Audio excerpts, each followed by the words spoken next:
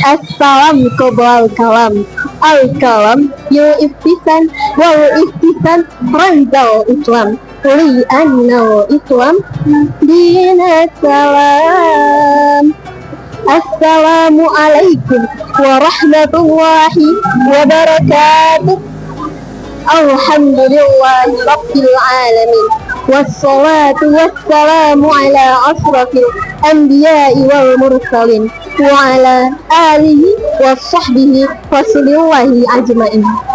Ashhadu an la ilaha illallah wa ashhadu anna Muhammadan abduhu wa rasuluh wa nabiyya ba'dah, amma ba'du.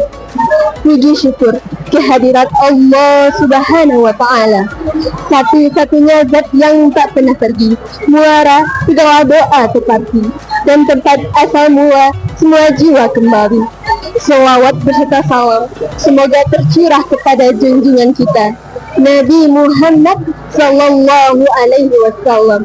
Allahumma salli ala sayyidina Muhammad wa ala ali sayyidina Muhammad, keluarga, sahabat, serta umatnya hingga akhir zaman. Baiklah, pada kesempatan kali ini, izinkan saya untuk menyampaikan sebuah ceramah yang berjudul Ramadan sebagai momentum perubahan. Hadirin sekalian, tak terasa bulan suci Ramadan kembali hadir di tengah-tengah kita. Bulan yang penuh rahmat, ampunan, dan pembebasan dari api neraka. Ramadan juga menjadi momentum perubahan.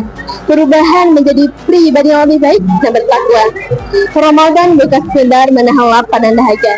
Ia adalah madrasah ruhaniah, sekolah kehidupan yang Allah hadirkan setiap tahunnya untuk mendidik jiwa kita, membersihkan hati kita, dan memperbaiki akhlak kita. Ramadan juga datang sebagai alarm hati. Ia membangunkan kita dari tidur panjang. Ia mengingatkan kita bahwa hidup bukan hanya tentang main, makan, tidur, dan bekerja, tapi tentang menjadi pribadi yang lebih baik dan bertakwa. Allah berfirman dalam surat Al-Baqarah ayat 183 yang berbunyi, A'udzu billahi minasyaitonir rajim. Bismillahirrahmanirrahim. Ya ayyuhalladzina amanu kutiba alaikumus syiyam kama kutiba alal ladzina min qablikum la'allakum tattaqun. Yang artinya, wahai orang-orang yang beriman, diwajibkan atas kamu berpuasa sebagaimana diwajibkan atas orang-orang sebelum kamu bertakwa. Tujuan utama puasa adalah takwa. Maka sejatinya Ramadan adalah laboratorium perubahan. Di dalamnya kita dilatih untuk mengendalikan hawa nafsu, menahan amarah, menjaga lisan, dan membersihkan hati dari iri dan dengki. Namun Rasulullah telah mengingatkan kita dalam sabdanya yang berbunyi, betapa banyak orang yang berpuasa tapi tidak mendapatkan dari puasanya kecuali lapar dan dahaga. Ini adalah peringatan keras. Jangan sampai kita hanya menggugurkan kewajiban tapi tidak mendapatkan esensi dari Ramadan.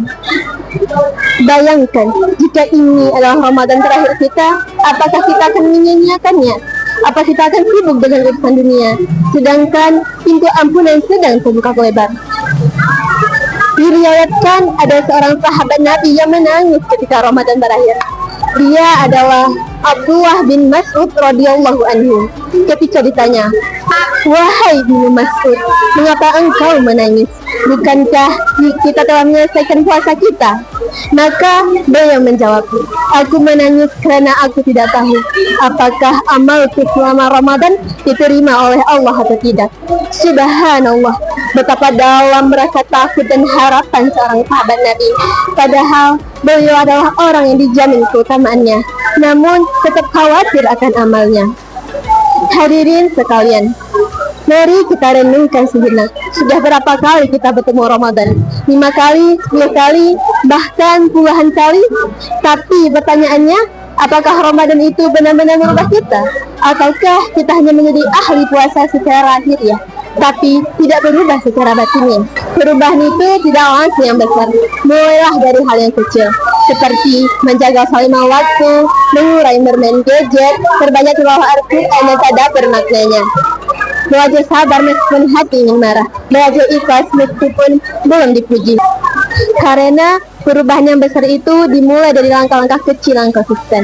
Allah tidak menghadirkan Ramadan hanya untuk mengganti jam makan, tetapi mengubah arah hidup kita. Dari lalai menjadi sadar, dari jauh menjadi dekat, dari biasa menjadi luar biasa. Seringkali kita semangat beribadah hanya di saat Ramadan. Padahal Ramadan bukan akhir dari perjalanan, tapi awal dari perjuangan. Seperti benih yang ditanam dan dirawat sebulan penuh, dan setelah Ramadan, benih itu harus tumbuh menjadi pohon kebaikan yang berbuah sepanjang tahunnya. Sebagai titik balik dalam kehidupan kita, jangan biarkan ia berlalu tanpa meninggalkan berkah. Jadikan setiap detik di bulan ini sebagai investasi akhirat. Jangan tunggu sempurna, mulailah dari sekarang, dari diri kita sendiri, dari yang kecil. Karena Allah tidak menilai hasil, tetapi menilai usaha dan keikhlasan kita dalam berjuang. Semoga kita keluar dari Ramadan ini dengan hati yang bersih, iman yang kuat, dan hidup yang lebih bermakna. Amin ya rabbal alamin. Demikian yang dapat saya sampaikan. Kalau ada kata-kata saya yang salah, mohon diberi maaf, karena kebaikan datang dari Allah dan kesalahan datang dari saya. Syukran ala husni iktimadikum, wabillahi taufiq wal hidayah, warridha wal inayah, wa'tasimu bihablillah. Akhirul kalam. Assalamualaikum warahmatullahi wabarakatuh.